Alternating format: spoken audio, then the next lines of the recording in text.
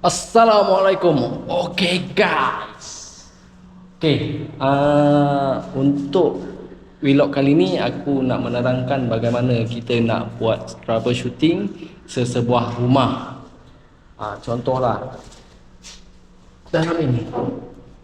So, jom kita kenali item-item di dalam distribution board.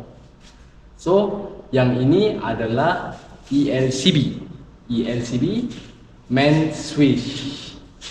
Yang ini MCB ELCB main switch. Ini main switch. Kalau padam ni semua terpadam.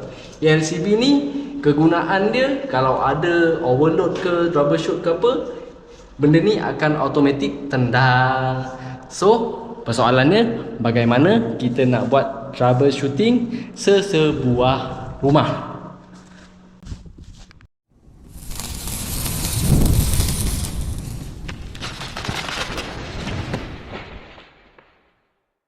Okey, untuk makluman korang, ini adalah DB lama sebuah rumah dan mengalami masalah troubleshoot ELCB tendang. Main switch pun tak ada rumah ni. So, perkara pertama, korang turunkan semua MCB dan LCB kat sini ada dua.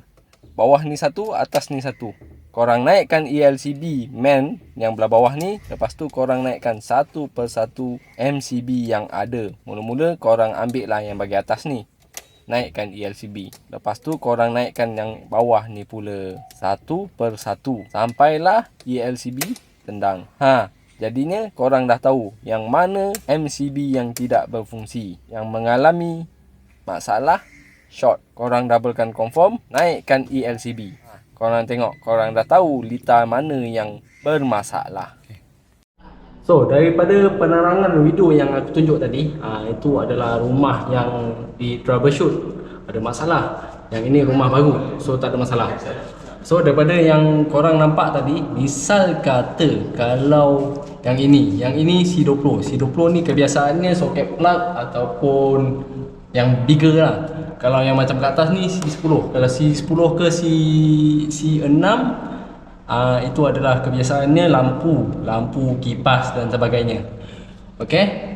Ada juga C45 tu kebiasaannya aircon lah, aircon yang horsepower dia besar.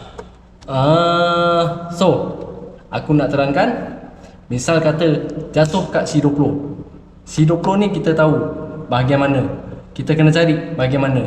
Contoh ni C20 kebiasaannya ni semua kat C20. Kita cari satu-satu mana yang tak hidup. Kalau benda tu dah termati lah, macam ni kan, yang mana tak hidup. So maknanya soket plug tu lah yang problem. Soket plug ataupun switch itulah yang problem. Circuit tu lah yang problem. Contoh yang ni jatuh, yang ni tak hidup.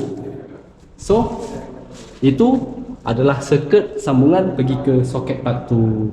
Yang itulah problem, mengikut penerangan video yang aku buat troubleshoot tadi. Okey, aku harap korang faham.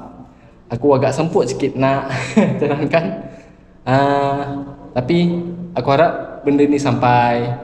Korang tak perlu takut, tak perlu risau. Kalau korang nak buat troubleshoot awal, korang boleh buat sendiri, InsyaAllah.